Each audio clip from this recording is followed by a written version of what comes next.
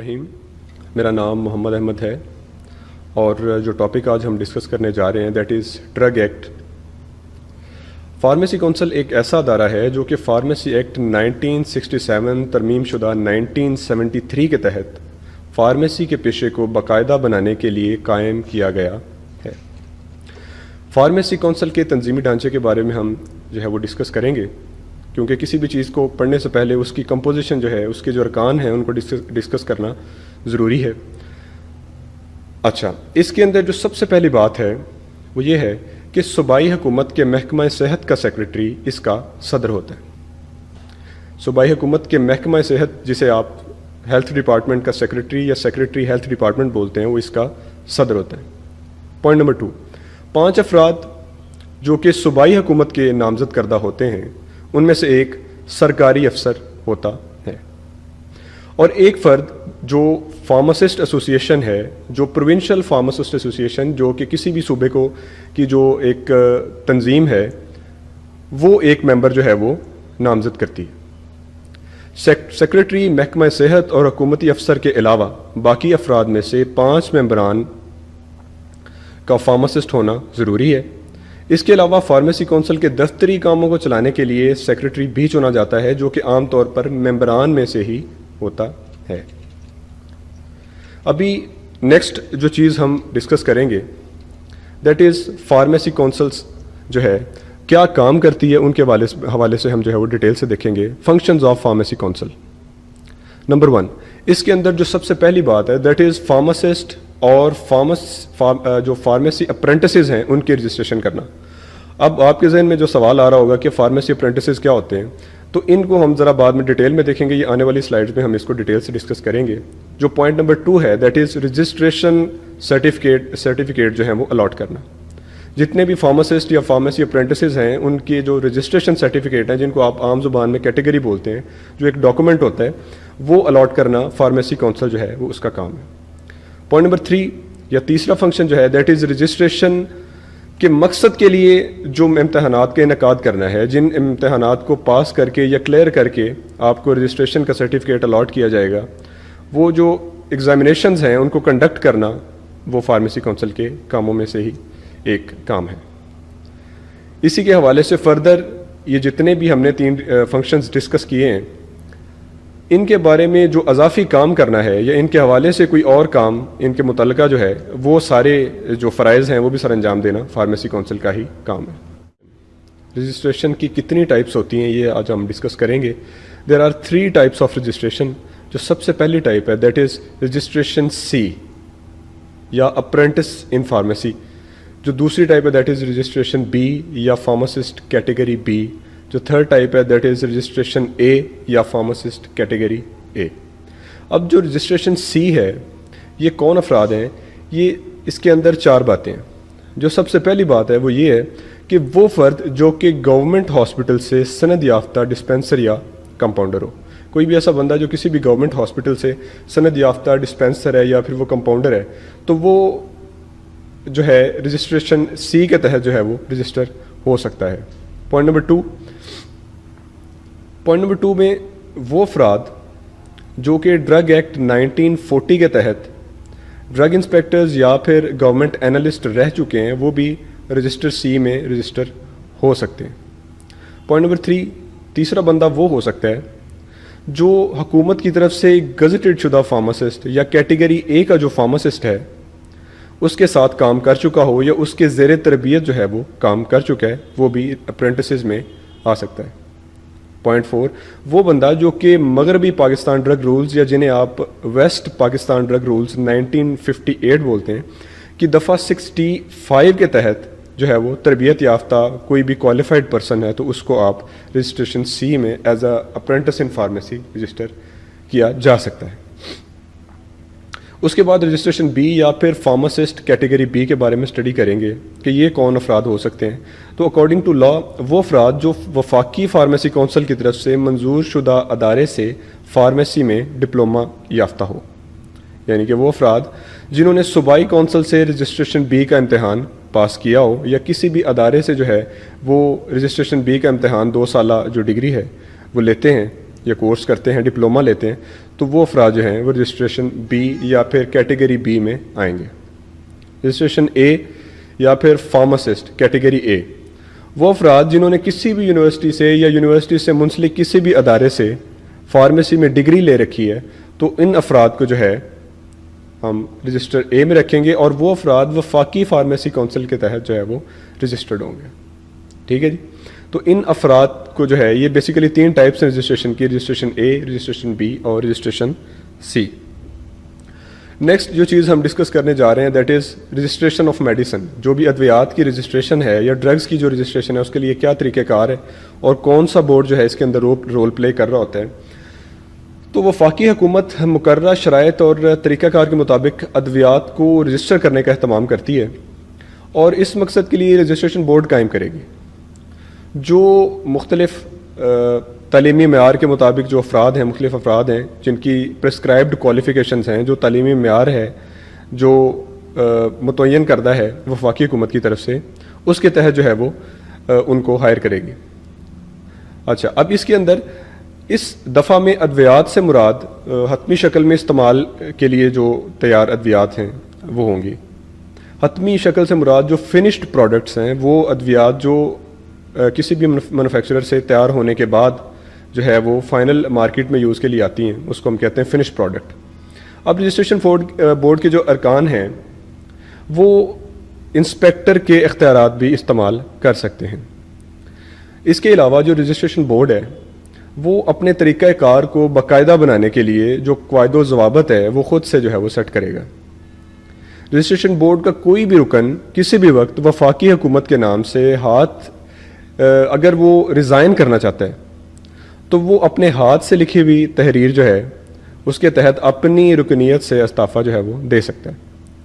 یا پھر وہ اپنا عہدہ جو ہے وہ اس صورت میں چھوڑ سکتا ہے کہ جب it is in public interest, اگر یہ پبلک انٹرسٹ میں ہے یا گورنمنٹ چاہتی ہے کہ وہ شخص اپنے عہدے سے ریزائن کر دے تو وہ شخص جو ہے وہ اپنا عہدہ چھوڑ دے گا. اس کے علاوہ باقی جتنے افراد ہیں جو بھی رجسٹریشن بورڈ جن کو تعینات کرے گا وہ مقررہ مدت تک اپنے عہدے پر برقرار رہیں گے. اب وفاقی حکومت کی جو تعیناتی ہے یا جس طرح وہ رجسٹریشن بورڈ کے ارکان کو تعینات کرے گا اس کا ایک باقاعدہ سے طریقہ کار ہے. اس میں یہ ہوگا کہ جو وفاقی سرکاری حکومت ہے وہ نوٹیفیکیشن کے ذریعے کسی ایسی تاریخ کا جو ہے وہ اعلان کرے گی کہ جس کے بعد کوئی بھی ایسی دوا جو رجسٹر نہیں ہو سکتی, کس بیس پہ, یا وہ کوئی درآمد نہیں ہو سکتی یا برآمد نہیں ہو سکتی, جس کی ذخیرہ کاری نہیں ہو سکتی, تقسیم یا فروخت نہیں ہو سکتی, وہ وفاقی حکومت سرکاری گزٹ میں نوٹیفیکیشن کے ذریعے ایک ایسی تاریخ کا اعلان کرے گی کہ جس کے بعد کوئی بھی ایسی دوا جو رجسٹرڈ نہیں ہے, جو سب سٹینڈرڈ ہے, جو سپوریس ہے, جو کاؤنٹر فیٹ ہے, یا کوئی بھی ایسی دوا جو رجسٹرڈ نہیں ہے, نہ اس کی سیل ہو سکتی ہے, نہ اس کی سٹوریج ہو سکتا ہے, نہ اس کی جو ہے وہ ڈسٹریبیوشن ہو سکتی ہے. تو ایسی تاریخ کا جو اعلان ہے وہ وفاقی حکومت آفیشیل گزٹ میں کرے گی. کوئی بھی ایسی دوا جس کو اگر کوئی شخص رجسٹر کروانا چاہتا ہے تو اس کو اس دوا سے ریلیٹڈ یا اس کے ریلیٹڈ جتنی بھی انفارمیشن ہے, اس کی ایفیکیسی کے ریلیٹڈ, اس کی سیفٹی کے ریلیٹڈ, یعنی کہ وہ ڈرگ کتنی سیف ہے, اس کے ریلیٹڈ جتنی بھی انفارمیشن ہے وہ اس شخص کو, اتھارٹیز کو جو ہے وہ دینی پڑے گی, ان کو فراہم کرنی پڑے گی, جس کے تحت وہ پھر اتھارٹی ان ساری سیفٹی اور وہ جو پیرامیٹرز ہیں, جو ایفیکیسی ہے, ان کا جائزہ لے گی اور اس کے تحت جو ہے وہ پھر آگے اپنا ایکشن جو ہے وہ لے گی. اب جو اگلی بات ہے وہ یہ ہے کہ جو سنگل انگریڈینٹ ڈرگز ہیں, جو ایسی ڈرگز ہیں جن کے اندر ایک ہی انگریڈینٹ ہوتا ہے, ان کو ان کے جینرک ناموں سے جو ہے وہ رجسٹر کیا جائے گا. سے فار ایگزامپل جینرک نیم ہم بات کرتے ہیں پیناڈول کی, ایک بڑی سمپل سی ایگزامپل لیتے ہیں. پیناڈول جو ہے اس کا جو انگریڈینٹ ہے, اس کے اندر جو مین ایکٹیو انگریڈینٹ ہے دیٹ از پیراسیٹامول, آپ نے دیکھا ہوگا. تو یہ جو انگریڈینٹس ہیں, اگر کوئی سنگل انگریڈینٹ ڈرگ ہے جس کے اندر صرف ایک انگریڈینٹ ہے تو اس کو اس کے جنیرک نیم سے بھی رجسٹر کیا جا سکتا ہے. دوسری سائڈ پہ وہ ڈرگس کہ جن کے اندر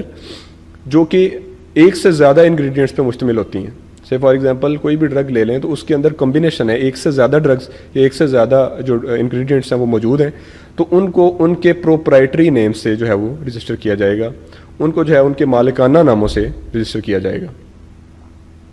اب جیسے ہم نے بات کی سنگل انگریڈینٹ ڈرگ، تو اٹ مینس کہ وہ ڈرگ کہ جو صرف ایک ہی انگریڈینٹ پہ مشتمل ہے، اور جو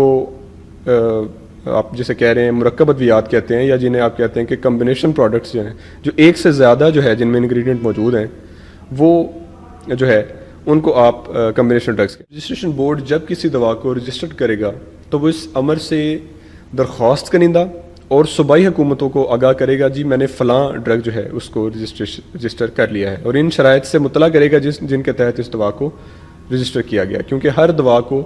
جو ہے وہ رجسٹر کرنے کی مختلف شرائط ہوتی ہیں۔ دوائیں بہت ساری ہو سکتی ہیں، ہربل اوریجن سے ہو سکتی ہیں، یا پھر وہ آیورویدک ہو سکتی ہیں، یا پھر وہ اگر ایلوپیتھک سے تعلق رکھتی ہیں، تو سب کے لیے شرائط جو ہیں وہ مختلف ہیں،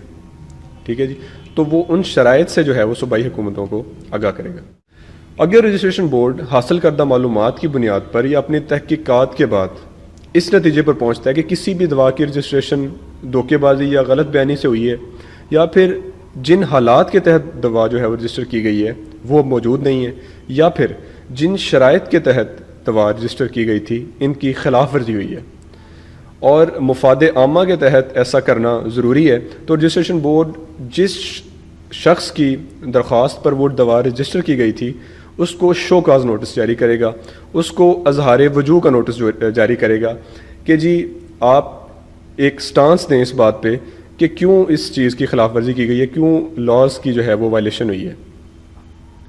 تو اس شو کاز نوٹس کی بیسس پہ وہ پھر اس رجسٹریشن کو منسوخ بھی کر سکتا ہے، اس کو ڈیلے بھی کر سکتا ہے، یا پھر رجسٹریشن کے سلسلہ میں مزید شرائط جو ہے وہ اس میں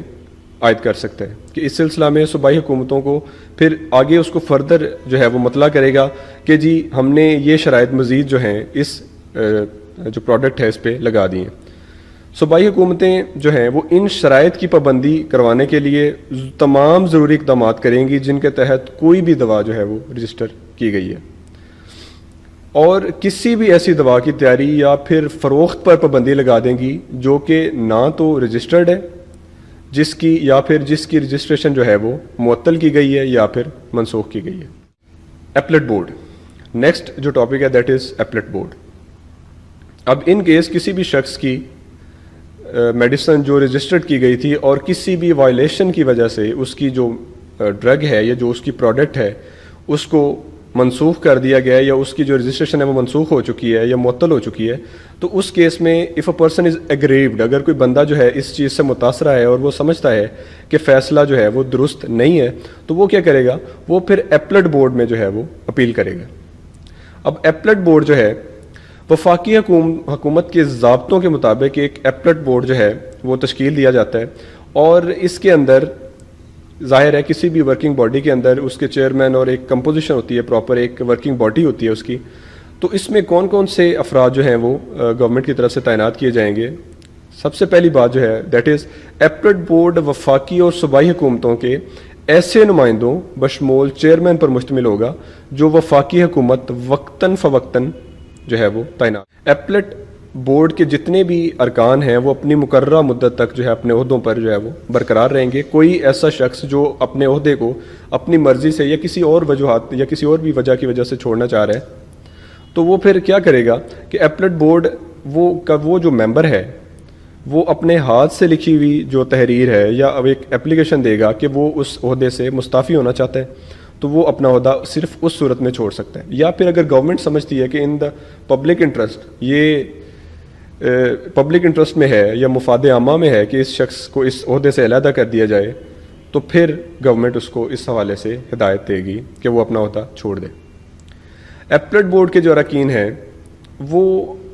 انسپیکٹر کے اختیارات جو ہیں وہ بھی استعمال کر سکتے ہیں۔ ایپلٹ بورڈ کسی بھی خاص زیر غور معاملہ کے تفصیلی جائزہ کے لیے ماہرین کا تقرر بھی کر سکتے ہیں۔ کوئی بھی ایسا کمپلیکیٹڈ نیچر کا کوئی معاملہ آ سکتا ہے کسی بھی کیس میں، تو جو ایپلٹ بورڈ ہے وہ جو ایکسپرٹس ہیں ان کی رائے بھی اس حوالے سے لے سکتا ہے۔ ایپلٹ بورڈ جو ہے اپنے طریقہ کار کو، اپنے پروسیجر کو مزید جو ہے وہ بہتر بنانے کے لیے جتنے بھی اس کے قواعد و ضوابط ہیں ان کا خود سے تعین کرنے کا جو ہے وہ مجاز ہوگا۔ اچھا، اس کے بعد جو نیکسٹ ٹاپک ہم پڑھنے جا رہے ہیں دیٹ از صوبائی کوالٹی کنٹرول بورڈ یا PQCB، provincial quality control board جسے کہتے ہیں۔ ہر صوبائی حکومت کا ایک صوبائی کوالٹی کنٹرول بورڈ ہوتا ہے جس کے اندر مختلف اراکین ہوتے ہیں. جب بھی ہم کسی بھی ٹاپک کو ڈسکس کریں گے تو سب سے پہلے ہم اس کے اراکین کے بارے میں پڑھیں گے, اس کی ورکنگ باڈی کے بارے میں پڑھیں گے کہ اس کے اندر کون کون سے افراد جو ہیں وہ موجود ہیں. صوبائی جو کوالٹی کنٹرول بورڈ ہے اس کے جو اراکین ہیں ان میں سب سے پہلا جو رکن ہے دیٹ از چیئرمین. اب چیئرمین جو ہے وہ صوبائی حکومت کی مرضی سے اس کی شرائط کے مطابق as the provincial government thinks fit, اگر صوبائی حکومت جیسا سمجھتی ہے کہ یہ شخص اس عہدے کے لیے مناسب ہے تو اس کی شرائط کے مطابق وہ شخص جو ہے وہ چیئرمین کے عہدے پر فائز رہے گا. صوبائی حکومت ایک ایسے شخص کو صوبائی کوالٹی کنٹرول بورڈ کا سیکرٹری مقرر کرے گی جسے وہ ضروری سمجھتی ہے کہ یہ شخص پرسکرائبڈ کوالیفیکیشنز ہو سکتی ہیں اس کی, اور یہ شخص جو ہے اس عہدے کے لیے موزوں ہے.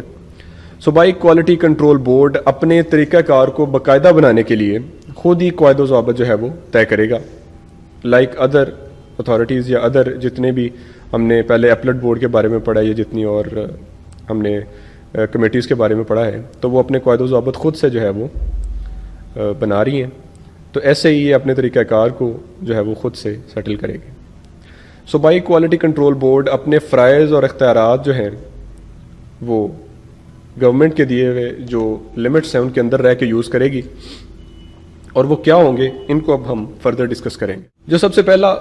اختیار ہے اس کا, یا جو اس کی پاور ہے وہ یہ ہے کہ کسی بھی ایسی جگہ کا معائنہ کرنا جہاں کوئی بھی دوا جو ہے وہ تیار ہو رہی ہے یا فروخت کی جا رہی ہے یا سٹور کی گئی ہے, اور کوئی بھی ایسا شخص جو گورنمنٹ کی طرف سے دیے گئے قوانین یا جو قانونی حدود ہیں اس سے تجاوز کر رہا ہے, یا جو جسے کہتے ہیں قانونی ضابطے ان کی خلاف ورزی ہو رہی ہے, تو پی کیو سی بی کے پاس جو پروونشل کوالٹی کنٹرول بورڈ ہے اس کے پاس یہ رائٹ ہے کہ وہ اس جگہ کو انسپیکٹ کر سکتے ہیں, اور وہاں انسپیکشن کے بعد پھر اس کے لائسنس کی جو منسوخی ہے یا اس کو معطل کرنا ہے تو اس کی سفارش بھی آگے وہ کر سکتے ہیں. جو دوسرا اس کا اختیار ہے دیٹ از کہ اس ایکٹ کے تحت یا پھر اس ایکٹ کی جو خلاف ورزی ہو رہی ہے کسی بھی سلسلہ میں, تو اس سلسلے میں جو بھی صوبائی انسپیکٹرز کی رپورٹس آ رہی ہیں ان کی چھان بین کرنا, ان کو سیکروٹنائز کرنا. ٹھیک ہے, صوبائی انسپیکٹر کی طرف سے جانچ پڑتال اور جو بھی تجزیات اس کی طرف سے کیے گئے ہیں, جو اس کی رپورٹ بنائی گئی ہے وہ پی کیو سی بی کے پاس آتی ہے, تو پی کیو سی بی کیا کرے گا, ان کا جائزہ لے گا. ٹھیک ہے, اور اس کے بعد جو ہے انسپیکٹرز کو آگے ہدایات جاری کرے گا کہ جی آپ فلاں ایکشن اس کنٹراوینشن پہ, اس خلاف ورزی پہ لے سکتے ہیں. البتہ صوبائی کوالٹی کنٹرول بورڈ میں کسی خاص قسم کے جو کیسز, کوئی بھی خاص قسم کے کیسز آ سکتے ہیں, تو اس سلسلے میں پی کیو سی بی جو ہے وہ انسپیکٹر کو جو ہے وہ انسٹرکٹ کر دے گا, اس کو ہدایات دے دے گا کہ یہ معاملہ جو ہے وہ ڈائریکٹ آپ ڈرگ کورٹ میں لے کے جا سکتے ہیں. کسی بھی سنگین خلاف ورزی کی صورت میں کوئی بھی ایسا معاملہ جو امیجیٹ اٹینشن مانگتا ہے, جس کے تحت جو ہے وہ بہت جلدی سے آپ کو انسپیکٹر کو یا جلدی سے ایکشن لینا پڑتا ہے, اس کیس کو جو ہے وہ اسپیسیفائی کر دے گا پی کیو سی بی کہ جی ہاں انسپیکٹر کو یہ آپ بتا دے گا جی ہاں آپ اس ایکشن کو ڈرگ کورٹ میں ڈائریکٹ لے کے جا سکتے ہیں. اس ایکٹ اور ضابطے کے تحت ایک انسپیکٹر تمام اختیارات جو ہے وہ اختیار ہے پی کیو سی بی کا, دیٹ از کہ صوبائی انسپیکٹرز کی جو رپورٹس آتی ہیں پی کیو سی بی کے پاس, جس میں صوبے کی جو اوور آل کوالٹی کنٹرول کی سچویشن ہے اس کے بارے میں جو ہے رپورٹ درج ہوتی ہے, تو پی کیو سی بی کے پاس اختیار ہے کہ وہ ان رپورٹس کی چھان بین کرے گا, اور اس سلسلہ میں جتنے بھی اقدامات کیے جا سکتے ہیں قانونی طور پہ انسپیکٹرز کو اس کی ہدایات دے دے گا. البتہ صوبائی کوالٹی کنٹرول بورڈ جو ہے کسی خاص قسم کے کیسوں کی تخصیص کر سکتا ہے. اٹ مینس کہ کوئی بھی خاص قسم کے کیسز آ سکتے ہیں جن کو وہ اسپیسیفائی کر دے گا, جس کے اندر ڈرگ انسپیکٹر جو ہے وہ اس کیس کو ڈائریکٹلی ڈرگ کورٹ میں لے کے جا سکتا ہے. ٹھیک ہے جی, نارمل جو پروسیجر ہے اس کے اندر جو ڈرگ انسپیکٹر ہے اس نے ڈی کیو سی بی یا پی کیو سی بی کو رپورٹ کرنا ہوتا ہے, لیکن کچھ ایسے خاص قسم کے کیسز آ سکتے ہیں جو امیجیٹ اٹینشن مانگتے ہیں, تو اس کیس میں کیا ہوگا کہ ڈرگ انسپیکٹر ان کیسز کو ڈائریکٹ ڈرگ کورٹ میں ریفر کر سکتا ہے. اس ایکٹ اور ضابطوں کے تحت ایک انسپیکٹر کے تمام اختیارات جو ہیں وہ پی کیو سی بی کو حاصل ہو جاتے ہیں. اس کے علاوہ صوبہ کے اندر جتنی بھی ادویات جو ہیں وہ تیار کی جا رہی ہیں تو ان کے اندر جو معیار ہے اس کو یقینی بنانے کا جو مقصد ہے اس کو پورا کرنے کے لیے جو PQCB ہے وہ صوبائی حکومت کو مشورے دے سکتا ہے۔ صوبائی کوالٹی کنٹرول بورڈ دفعہ 5 کے تحت حاصل کردہ فرائض میں سے کوئی بھی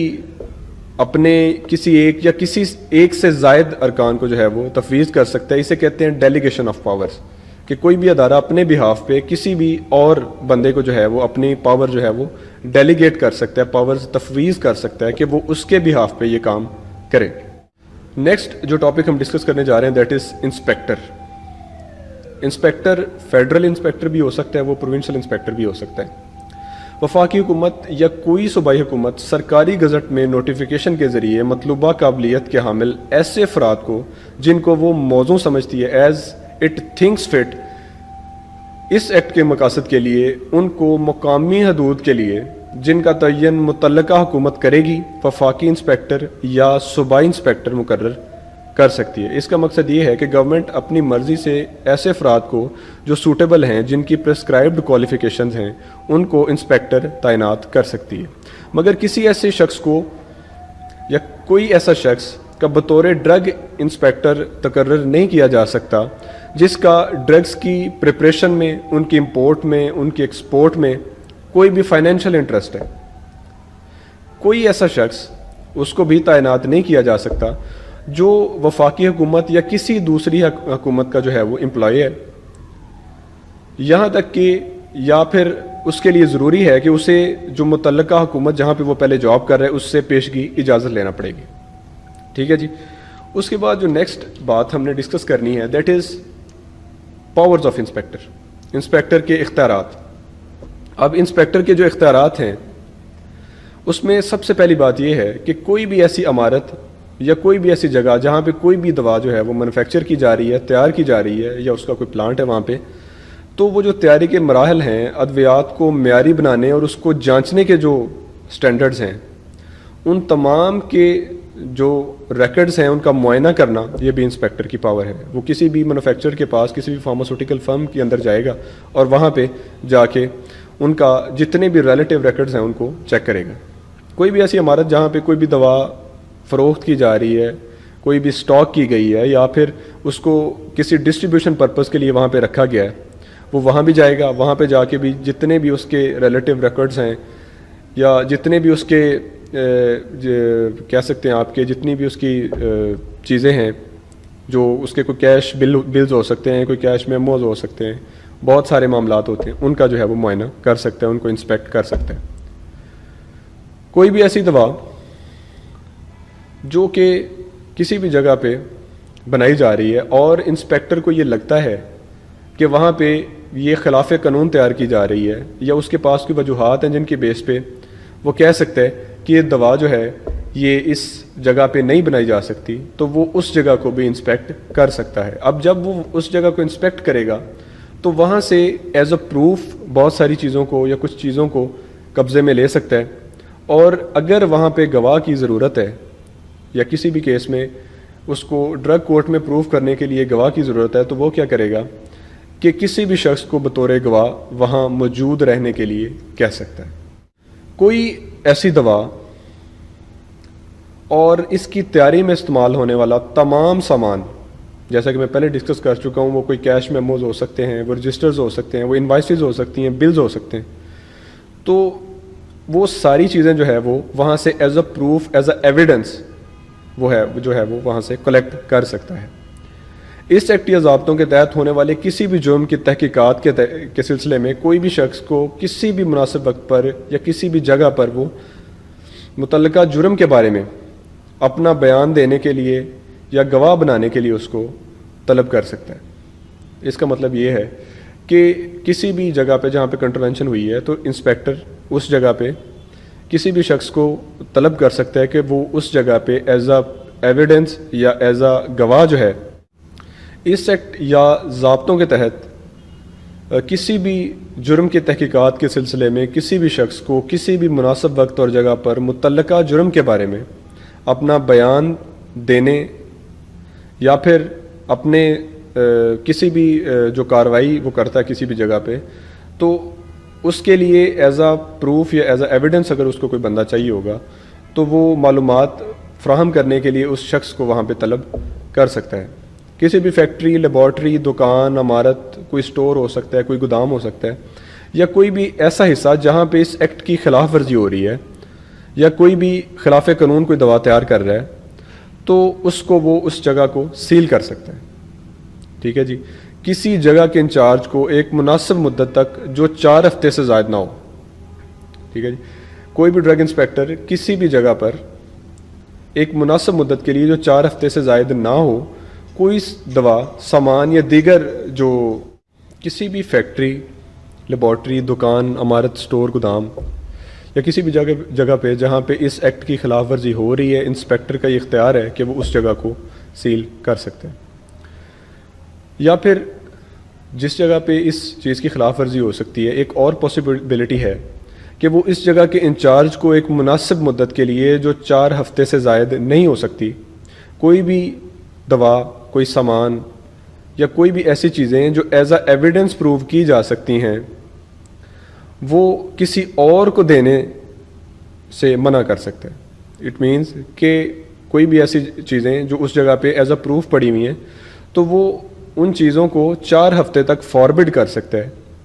منع کر سکتا ہے کہ وہ ان چیزوں کو یہاں سے اٹھایا نہیں جا سکتا۔ اور اگر وہ اس ممانعت کا وقفہ بڑھانا چاہتا ہے تو صوبائی کوالٹی کنٹرول بورڈ یا پھر مرکزی لائسنسنگ بورڈ جو ہے یا جو رجسٹریشن بورڈ ہے، اس کی جو ہے اس کے ساتھ مشاورت کے بعد اس کو مزید بڑھا سکتا ہے، اور وہ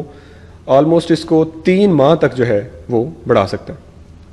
ایسے دیگر اختیارات بھی استعمال کر سکتا ہے جو اس ایکٹ یا ضابطوں کے مقاصد کو حاصل کرنے کے لیے ضروری ہیں۔ مگر جو کچھ دفعات کے بارے میں پڑھا ہے ہم نے اس سے پہلے، دفعہ F یا پھر J ہے، تو وہ جتنے اختیارات ہیں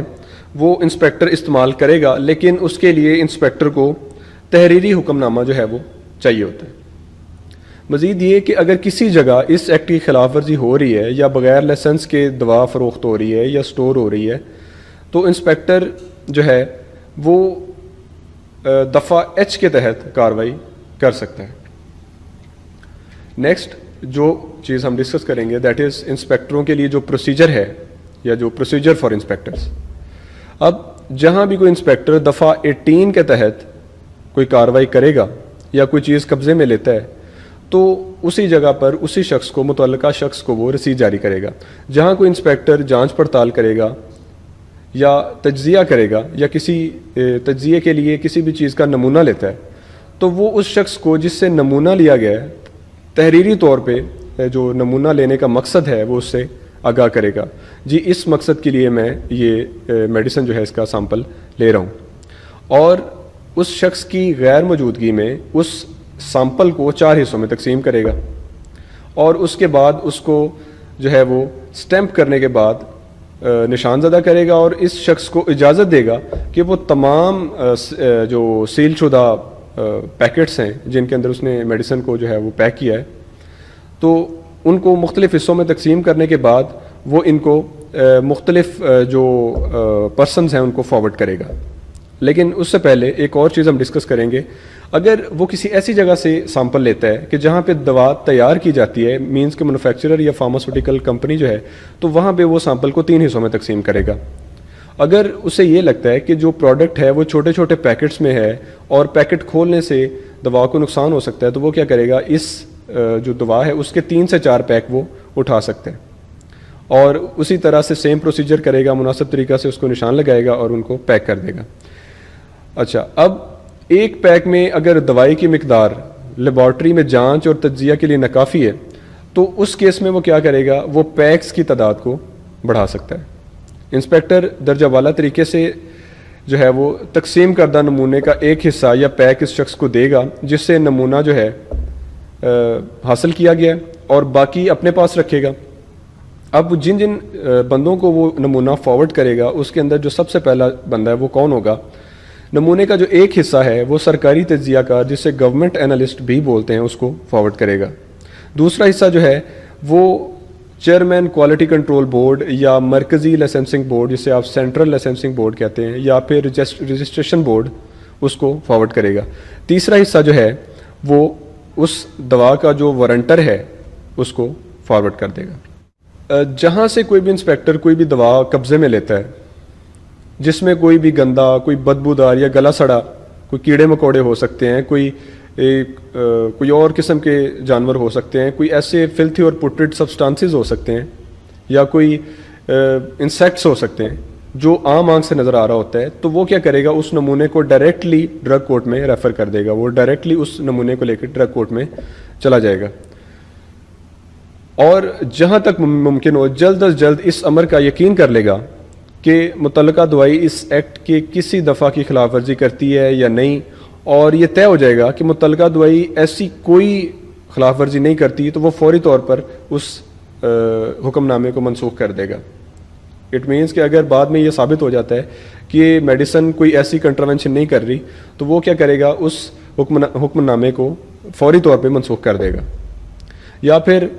اس کے بعد جو فردر پروسیڈنگ ہوگی کہ وہ جو قبضہ میں لیا گیا سٹاک ہے اس کو دوبارہ سے واپس کر دے گا. جو چیز ہم ڈسکس کرنے جا رہے ہیں دیٹ از پینلٹیز اینڈ پروہیبیشنس.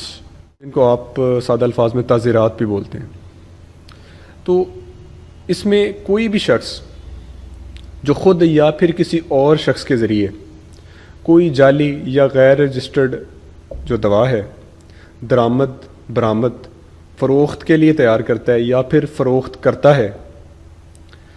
یا پھر لائسنس کے بغیر کوئی دوا فروخت کرتا ہے یا پھر لائسنس کے بغیر کوئی ایسی دوا درآمد کرتا ہے جس کو درآمد کرنے کے لیے لائسنس ضروری ہے، تو اگر کوئی ایسا اوفینس کریٹ کرتا ہے، کوئی ایسی خلاف ورزی، کوئی ایسی کنٹراوینشن کرتا ہے، تو اس کیس میں اسے 3 سال اور زیادہ سے زیادہ 10 سال، یعنی کم از کم 3 سال اور زیادہ سے زیادہ 10 سال قید اور 1 لاکھ روپے تک جرمانہ جو ہے وہ کیا جا سکتا ہے. تاہم ڈرگ کورٹ جو ہے وہ کسی بھی خاص وجہ کی بنیاد پر 3 سال سے کم جو ہے وہ سزا، قید کی جو سزا ہے وہ دے سکتی ہے. یہ اس کی مرضی ہے ڈرگ کورٹ کی. جو کوئی بھی خود یا کسی اور شخص کے ذریعے کوئی بھی کاؤنٹر فیٹ دوا یا پھر ایسی دوا، کاؤنٹر فیٹ دوا بیسیکلی ایسی دوا ہوتی ہے جس کی آؤٹر پیکنگ کسی ویل نون برانڈ سے ملتی جلتی ہے. اٹ مینس کہ کوئی بھی ایسی دوا، کوئی بھی جعل ساز شخص اس طرح کی دوا تیار کرتا ہے جو کسی ویل نون برانڈ کے ساتھ ملتی جلتی ہے، جس کو دیکھ کے کوئی بھی لے پرسن یا کوئی لے مین جو ہے وہ دھوکہ کھا سکتا ہے، تو اس کو کہتے ہیں کاؤنٹر فیٹ ڈرگ. تو اگر کوئی شخص کاؤنٹر فیٹ ڈرگ جو ہے اس کو امپورٹ ایکسپورٹ کرتا ہے یا فروخت کرتا ہے، یا پھر کوئی بھی شخص جو ہے وہ جو کوئی دوا فروخت کر رہا ہے اس کی وارنٹی غلط دے رہا ہے، ٹھیک ہے، کوئی غلط وارنٹی جاری کرتا ہے اور وہ دفعہ 23 میں درج شرائط کی کسی بھی طرح خلاف ورزی نہیں کرتی، اور یہ ثابت کرنے میں بھی ناکام رہتا ہے کہ جب اس نے وارنٹی جاری کی تھی تو اس کے پاس اس کے صحیح ہونے کی کوئی معقول اور مناسب وجوہات موجود تھیں. سمپل از دیٹ کہ کوئی بھی شخص اگر کوئی غلط وارنٹی جاری کر رہا ہے یا پھر وہ کوئی کاؤنٹر فیٹ ڈرگ جو ہے وہ خود یا کسی اور کے بہاف پہ سیل کر رہا ہے، یا پھر پوائنٹ نمبر 3 کوئی بھی ایسی دوا درآمد، برآمد یا فروخت کرتا ہے جس میں کوئی ایسا انگریڈینٹ ایڈ کیا گیا جو اس کے اندر موجود نہیں ہونا چاہیے، جو اس کی کوالٹی، اس کا جو معیار ہے، اس کی جو اسٹرینتھ ہے، جو اس کی پوٹینسی ہے یا اس کی جو ایفیکیسی ہے اس کو متاثر کرتا ہے، یا جس میں ایسے کوئی مواد موجود ہیں جو متبادل کے طور پر شامل کیے گئے ہیں جو اکارڈنگ ٹو لا اس کے اندر موجود نہیں ہونے چاہیے، تو اسے 7 سال قید اور 1 لاکھ روپے جو ہے وہ جرمانہ کیا جائے گا. نیکسٹ، جو کوئی بھی کسی انسپیکٹر کی پاورز میں رکاوٹ ڈالنے کی کوشش کرتا ہے، یا پھر کوئی انسپیکٹر اگر قانونی حدود کے اندر رہتے ہوئے کوئی بھی اپنا اختیار استعمال کرنا چاہتا ہے اور وہ کسی بھی طریقے سے اس کو انفلوئنس کرنے کی کوشش کرتا ہے، وہ پولیٹیکل انفلوئنس بھی ہو سکتا ہے یا پھر کسی بھی طریقے سے اس کو انفلوئنس کرتا ہے، تو اس کو 1 سال قید اور 10,000 روپے تک جرمانہ کیا جائے گا. جو کوئی بھی خود یا کسی اور شخص کے ذریعے دفعہ 1، 2، 3 کے مندرجات کے علاوہ کسی ایکٹ کی یا دفعہ کی جو ہے وہ خلاف ورزی کر رہا ہے تو اسے 5 سال تک قید اور 50,000 روپے جرمانہ کیا جائے گا. یا پھر کچھ کیسز میں یا سویئر کیسز میں دونوں بھی ہو سکتے ہیں. نیکسٹ جو ہم پڑھیں گے that is about subsequent offence, کہ اگر کوئی شخص وہی جرم دوبارہ سے کرتا ہے, جیسا کہ ہمارے پاکستان میں لوگ جو ہیں ماشاء اللہ سے بہت سارے کام کرتے ہیں اور ایک دفعہ اوفینس کے بعد دوبارہ سے پھر وہی اوفینس دوبارہ سے کریٹ کر رہے ہوتے ہیں, وہی مسئلہ دوبارہ سے آ رہا ہوتا ہے, تو اس کیس میں گورنمنٹ نے جو ہے ایک اور جو ہے وہ آپشن ہوتا ہے, اور وہ کیا ہوتا ہے کہ اگر کوئی شخص دفعہ 27 کی ذیلی دفعہ 1 کے تحت ایک بار سزا اس کو ہو چکی ہے, مطلب کہ اگر کسی کو دفعہ 27 کی ذیلی دفعہ 1 کے تحت ایک دفعہ سزا ہو چکی ہے اور وہ دوبارہ سے پھر وہی کام کرتا ہے یا پھر دوبارہ سے اسی جرم کا ارتکاب کرتا ہے, تو اسے عمر قید یا کم از کم 5 سال قید اور 2 لاکھ روپے تک جرمانہ کیا جائے گا. یا پھر اگر کوئی شخص دفعہ 27 کی ذیلی دفعہ 2 کے تحت جس کو ایک دفعہ سزا ہو چکی ہے اور وہ دوبارہ سے پھر وہی اوفینس جو ہے وہ اس کا ارتکاب کر رہا ہے, کوئی اسی جرم کا ارتکاب دوبارہ سے کر رہا ہے, تو اس کو 2 سال قید اور زیادہ سے زیادہ 10 سال جو ہے وہ ہو سکتی ہے, کم از کم 2 سال اور زیادہ سے زیادہ 10 سال اور 2 لاکھ روپے تک جو ہے وہ اس کو جرمانہ کیا جا سکتا ہے. یا پھر ان سویئر کیسز جیسے میں نے پہلے بتایا اس کو دونوں سزائیں بھی ہو سکتی ہیں. پوائنٹ نمبر 3 جو تیسری امپورٹنٹ بات ہے اس کے اندر کیا ہے کہ اگر کوئی شخص دفعہ 27 کی ذیلی دفعہ 3 کے تحت پہلے سے سزا یافتہ ہے اور وہ دوبارہ سے وہی کام یا دوبارہ سے وہی جرم کا ارتکاب کر رہا ہے, تو اس کو 7 سال قید اور 1 لاکھ روپے تک جرمانہ جو ہے وہ کیا جائے گا. ٹھیک ہے جی, دیٹس آل فار ٹوڈے. یہی تھا آج کے ہمارے لیکچر کے بارے میں. تھینکس فار لسننگ, اور انشاءاللہ آپ سے ملاقات ہوگی پھر, تب تک کے لیے